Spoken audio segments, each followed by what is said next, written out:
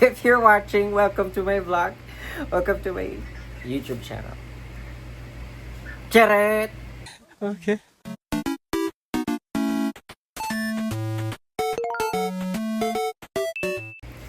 So, this video will be about Japan shopping haul, including everything I bought sa mga Disney and making of Harry Potter kasi maganda yung mga binisita namin there. Ang pinaka marirecommend kong Don Quixote is the one in saan nga ulit yun?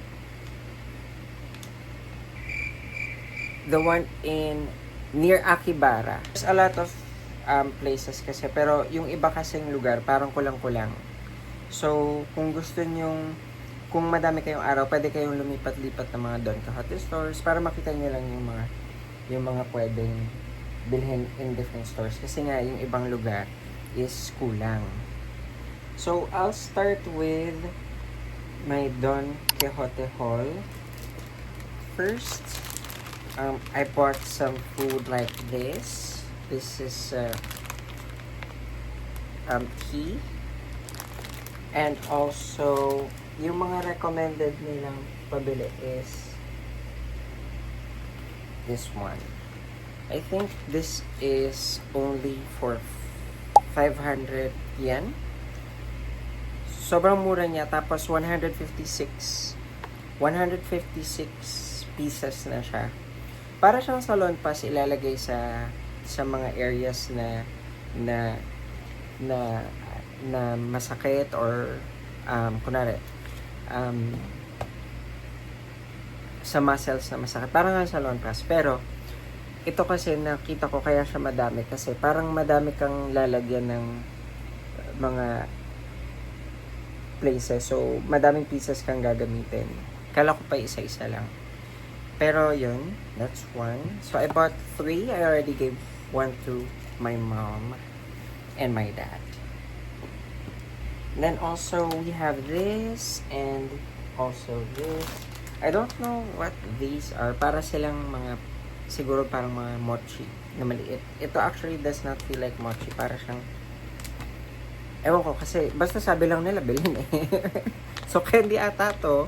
Pero hindi ko alam kung anong klaseng candy siya. Maybe we'll taste later. Ito naman, para siyang mochi. I think this is mochi.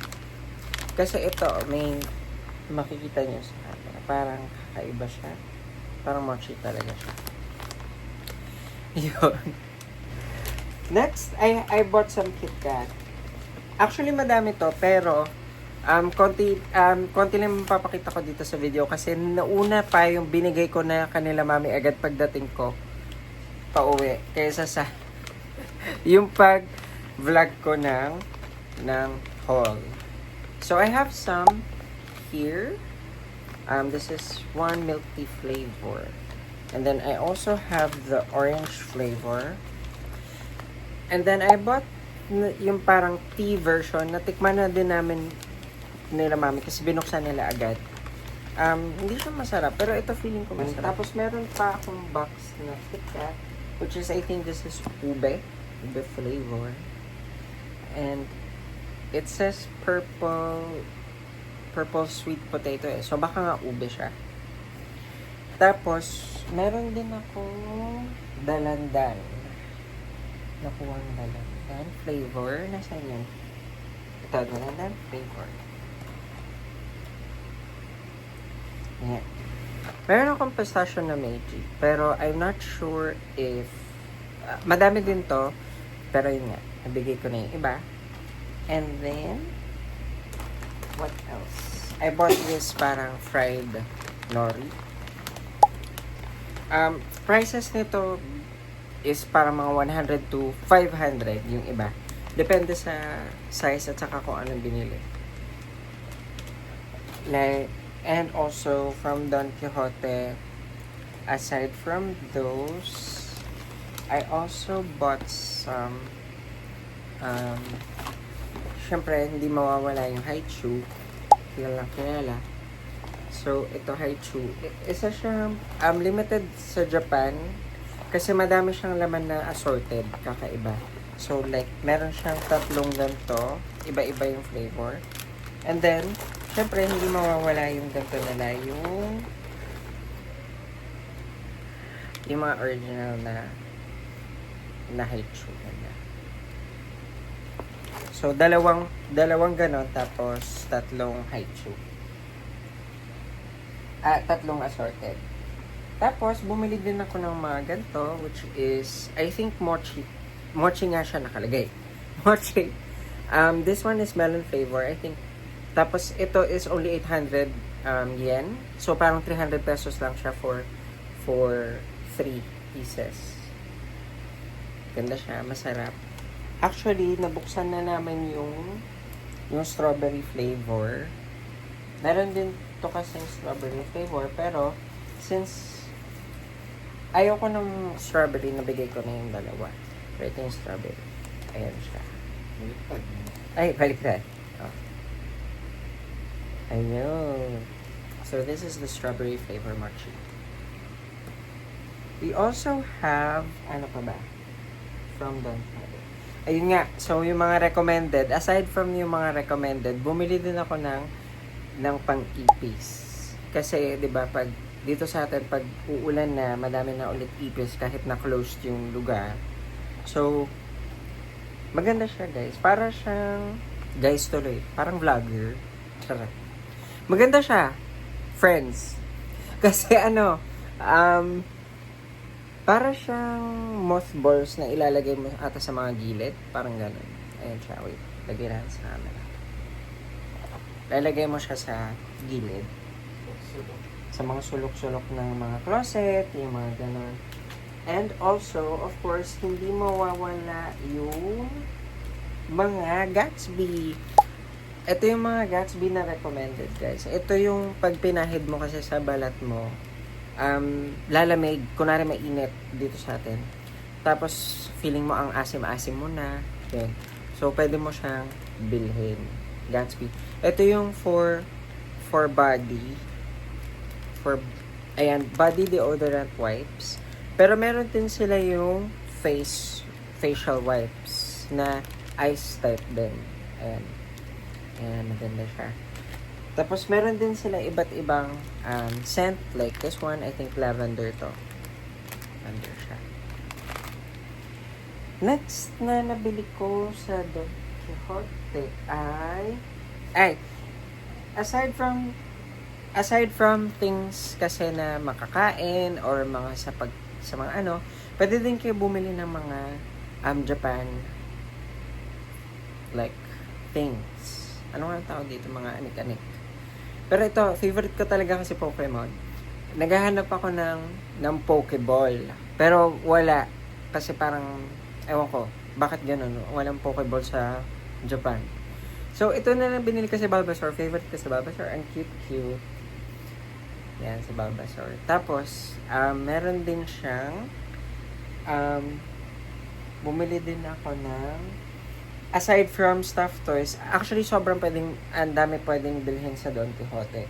Pero, bumili din ako ng isang bag. Ilalagay ko na lang sa picture kasi nabigay ko na kay ma'am. May isang bag.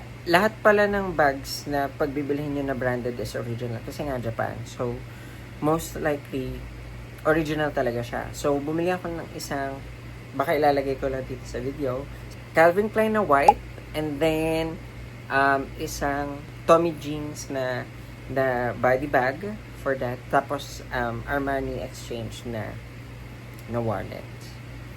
So, I think that's all from Don Quijote. Sana wala akong na-miss. Ay! Meron pa pala. Meron pa, guys, na pwede kayong bumili ng mga mamahal. Instead na bumili kayo sa airport ng mga scents na perfume, mas mura siya sa Don Quijote. As in, sobrang mura talaga. Parang ito, ang original price ata nito is, ewan ko. Pero, sa Don Quijote, nag-discount sila na 7,000 yen na lang to. Itong 30 ml na Versace. So, 7,000 parang mga 3 or 2,000 na lang siya in peso. Sobrang mura na lang niya. So, mas marirecommend ko kung meron kayong mga scents na mahanap sa Don Quijote, dun nyo na lang bilhin kasi mas mura siya kaysa sa dun sa tax-free sa airport. Ayan. Ayun. So, aside from that, meron ding mga chocolates na bite size. This one, nung Google Translate ko, parang siyang alphabet chocolates. Kala namin nung una, niluluto siya ng chocolates.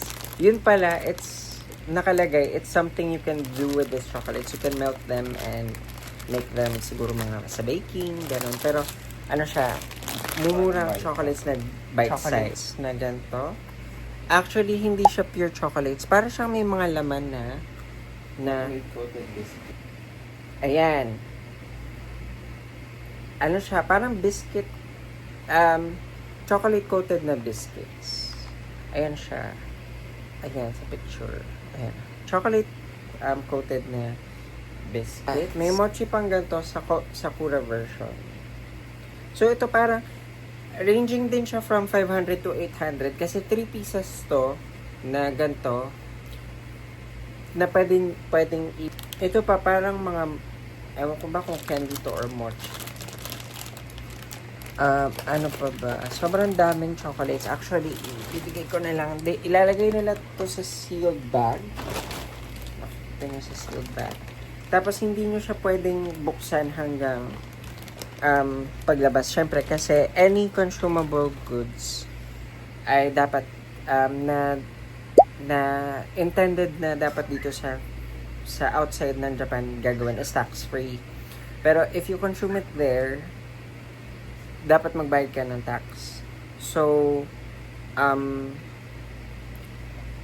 as long as yung seal is not broken, safe kayo, tax-free yun. Next, we'll move sa Disney.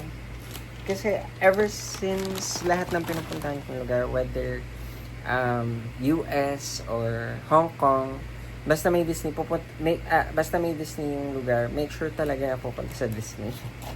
So, since first time ko sa Japan Disneyland, medyo madami akong binili. Although, parang mga anik-anik lang siya din. Like, ito dahil mahilig ako kay Lilo and Stitch. Bumili ako ng isang Lilo and Stitch na stuffed toy. Parang cute-cute. Ayun. Meron din akong biniling dalawang keychain. And sobrang cute kasi talaga. Ito, at saka sobrang realistic nung character. Like, ito si Stitch. Kamukha niya yung cartoon. Kasi yung iba parang nade-deform na pag ginawa. Pero ito talaga parang realistic yung keychain. Yan. Tapos meron ding isa, si Baymax. Mahilig din kasi ako dun sa Big Hero 6. And of course, si Baymax yung number 1 doon. Baymax ba? Oh, Baymax. Baymax eh. Ayan. So, ayan. Ang cute-cute niya. Sobrang realistic. Sobrang cute. Pero may mas cute din na stuffed toy. Pero, mas gusto ko kasi yung keychain lang. Tapos, may binili din ako. Ito, dahil nga, yun nga, mahilig nga ako sa Big Hero 6. Meron silang mga, yung mga parang sticker. And, ano ata to eh, parang tape. Ayan, tape siya na pag tinape mo, nandun yung yun nga si Baymax, yung character. Ang cute. Cute, no? Meron din akong biniling, kala ko dati, mali, kasi nung pumunta ako sa Hong Kong Disneyland, meron akong binili, ayun na, yung parang kay, ito, ayun, nakalagay lang sa computer na parang maliliit na figurines na Frozen. So, sa Tokyo Disneyland, nakakita ko ng ganito, hinahanap ko na. Ito siya, sobrang cute na parang, Mickey Mouse na nakaupo, na maliit na figurine ba tawag dito. Yan, cute. Tapos kasama na siya. Although, hindi talaga siya figurine. May nakita akong parang lagayan niya ng lace sa loob. So, baka pwede siyang gawing necklace. Pero, maganda pa rin siya. Naka-box. Like, ito, mousepad. Para pwede siya mousepad. Spin mats. Ang cute-cute. And also, meron din hat. Kasi malamig dun sa Japan nung pumunta kami. Sobrang lamig. So, may hat. Cute. Yan. Sa Harry Potter, sobrang ganda pala dun. Bago ko pakita yung mga para lang siyang studio tour. I'm sure meron din yung sa Universal Studios, yung mismong Hogwarts na building. Pero sa Harry Potter kasi, The Making of Harry Potter, Warner Bros. Studios, doon talaga parang behind the scenes kung paano nila ginawa yung movie at saka kung alam mo yung mga history, yung mga paano nila create yung props, yung mga ganon. So, yun yung maganda sa Harry Potter, The Making of Harry Potter, Warner Bros. Studios Tour. So, first na binili ko is the Slytherin scarf. Meron din silang isang version ng scarf na may lawit-lawit dito sa gilid. Pero ito kasi yung mas gusto ko, yung mas classic na version.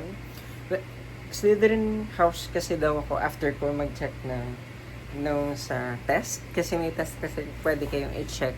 Pwede ko din siguro ilagay sa baba yung link na ginamit ko. Pero, ayun, para malaman niyo yung house nyo. Hindi din ako na pangbigay sa best friend ko. Best friend ko kasi gumawa ng cake na nung birthday ko na happy birthday Noah. Pero ito yung cake na na isa na cute. Actually, kala ko siya noon parang coin purse. Pero ano pala siya, lagayan siya ng bag. So, kunwari magsha-shopping ka tapos may kailangan yung eco bag. Parang lagayan siya ng eco bag na yun. So, may eco bag dito sa loob. Pero ayaw ko lang muna buksan kasi, yun nga, gift ko to sa best friend ko. Cute. And this one, kung tatanong nyo kung magkano, siguro mga lang siya. Actually, mga 2,750 yen lang siya. So, hindi ko to nabili ng tax-free, which is mali. Mali ko nung pumunta ko doon. Kasi yung ibang, ko is, ginamit ko na din sa Tokyo. So, hindi ko alam.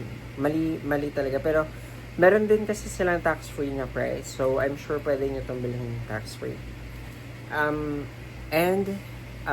Yan. So, siguro mga 1,000 pesos lang to or something. Ang cute. Ang ganda ng quality.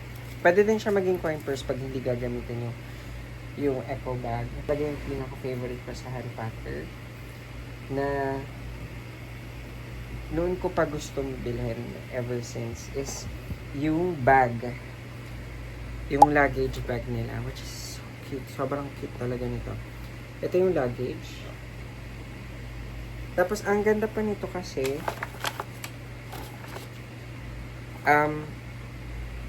at no extra cost, pwede nyo pa siyang palagyan ng initials nyo. At no extra cost. Parang 2 to 3 letters. 2 to 3 letters for free. So, very Harry Potter lang siya.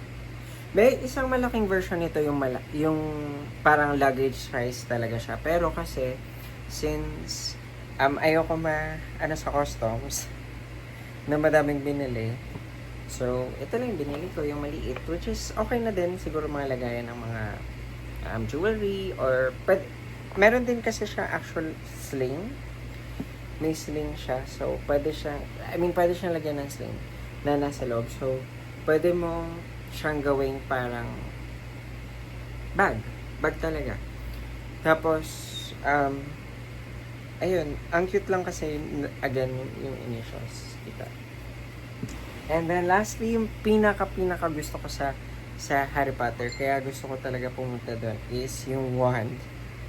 So, meron akong biniling wand, which is, dalawa kasi yung wand na gusto ko bilhin. Pero since that time, sabi nila masyado na daw excess, wala naman akong gagawin. Isa lang daw bilhin ko.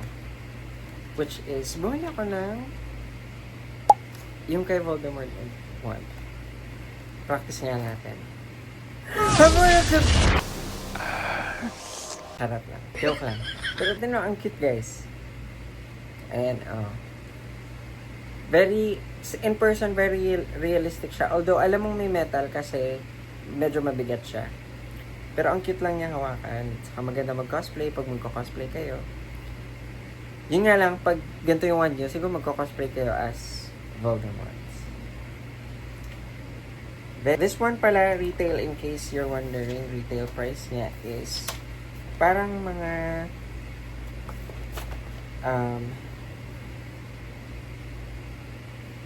kalimutan ko na din yung retail price, sorry guys. Pero parang mga 2,000 pesos na ata to. Next and final haul ko is from second-hand shopping. Originally kasi hindi talaga ako bumibili ng second-hand. Unless sobrang ganda dito sa Pilipinas. Kasi di ba yung mga ukay natin dito, parang pangit. Pero, pag pumunta ka kasi ng Japan, yung feel ng second-hand luxury shopping lugar nila, like, let's say, Kumeyo or Second Street, parang minsan may mukha talaga namang ukay talaga. Pero meron talagang mga lugar na parang maayos yung pagbenta nila ng mga pieces na gusto mo. Especially for pieces na hindi mo na mabibili nowadays kasi nga vintage. Mas maganda talaga bilhin sa Japan kasi alam mong original, una. Second, maarte din sila sa gamit nila. So, kung kunwari magbibili ka ng mga vintage Chanel or vintage na mga Gucci, maganda doon talaga kasi alam mong maayos yung bibilhin mong piece.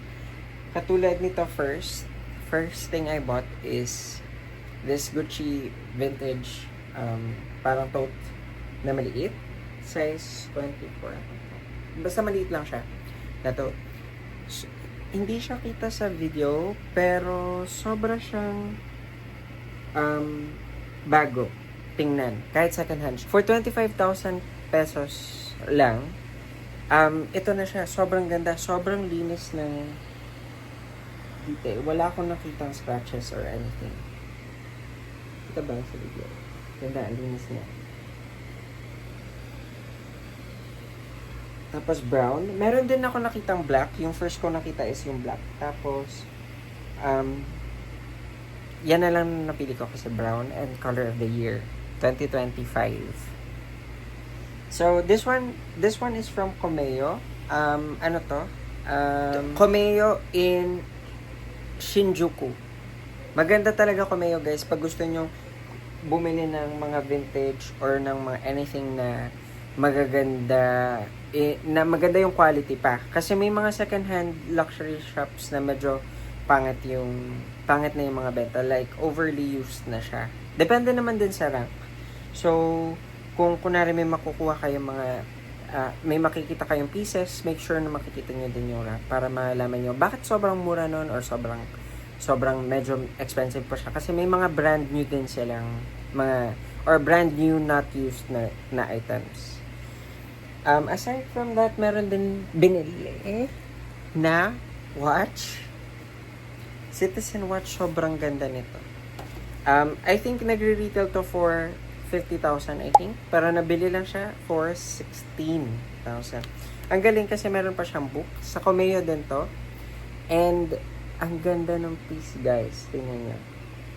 May parang pula siya sa loob. And I think Tokyo Skyline yun or something. Hindi kasi ako ma-watch, pero yun nga siya, maganda siya.